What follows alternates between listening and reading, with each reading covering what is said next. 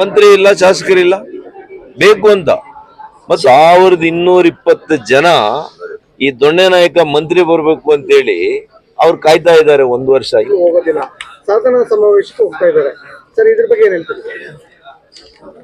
ನೋಡಿ, ಕೇಂದ್ರ ಸಚಿವರು ಒಂದು ಯೋಜನೆಗೆ ಬರುವಾಗ ಪತ್ರ ಬರೆದಿದ್ದಾರೆ, ಲೋಕಸಭಾ ಸದಸ್ಯರು ಪತ್ರ ಬರೆದಿದ್ದಾರೆ, ಸಂಬಂಧಪಟ್ಟಂತ ಎಲ್ಲಾ ಚುನಾಯಿತ ಪ್ರತಿನಿಧಿಗಳ ಜೊತೆ ಅವ್ರು ಹೇಳಿದ್ದಾರೆ ಬರಬೇಕು ಅಂತೇಳಿ.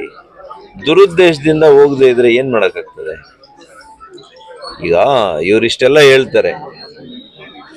ಇವತ್ತು ನಮ್ಮ ಹ್ಯಾಂಡಿಕ್ಯಾಪ್ಸ್ಗೆ ಇವತ್ತು ಯೋಜನೆಯನ್ನ ನಾವು ರೂಪಿಸಿದ್ದೀವಿ. ಚಿಕ್ಕಬಳ್ಳಾಪುರ ಜಿಲ್ಲೆಯಲ್ಲಿ 1 ವರ್ಷದಿಂದ ಫಲಾನುಭವಿಗಳು ಕಾಯ್ತಾ ಇದ್ದಾರೆ. ಯಾಕೆಂದ್ರೆ ಜಿಲ್ಲಾ ಉಸ್ತುವಾರಿ ಸಚಿವರು ಬರ್ಬೇಕಂತೆ. 100% funded by government of India. ಎಷ್ಟು ಜನ ಇರೋದು ಫಲಾನುಭವಿಗಳು? 1220 ಜನ ಈ ದೊಣ್ಣೆ ನಾಯಕ ಮಂತ್ರಿ ಬರ್ಬೇಕು ಅಂತೇಳಿ ಅವ್ರು ಕಾಯ್ತಾ ಇದ್ದಾರೆ 1 ವರ್ಷ. ಇಂಥದನ್ನ ಕೇಳಲ್ಲ ನೀವು. ರಾಜ್ಯ ಸರ್ಕಾರ ಇದೇ ಒಂದು ದುಡ್ಡು ಕೊಟ್ಟಿದ್ದು ಕೇಂದ್ರ ಸರ್ಕಾರ, ಯೋಜನೆ ಮಾಡಿಸಿರೋದು ಕೇಂದ್ರ ಸರ್ಕಾರ. ಅವರು ಬರುವಾಗ ಇವರಿಗೆ ಹೋಗುವಂತ ಸೌಜನ್ಯ ಇರ್ಬೇಕಲ್ಲ.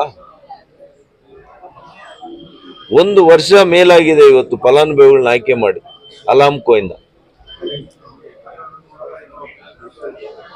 ಮಂತ್ರಿ ಇಲ್ಲ, ಶಾಸಕರಿಲ್ಲ, ಬೇಕು ಅಂತ.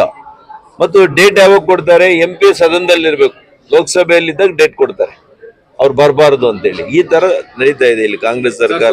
ರಾಜ್ಯಕ್ಕೆ ಆಪ್ತವಸೂಲಿ ಮಾಡ್ಲಿಕ್ಕೆ ಬರ್ತಾ ಇದಾರೆ ಅಂತ ರೇಣುಕಾ ಪ್ರಸಾದ್ ಅವರು ಆರೋಪ ಮಾಡಿರುವಂತದ್ದು. ಯಾರು ಆರೋಪ ಮಾಡಿದಾರೆ ಅವ್ರನ್ನ ಕೇಳಿ.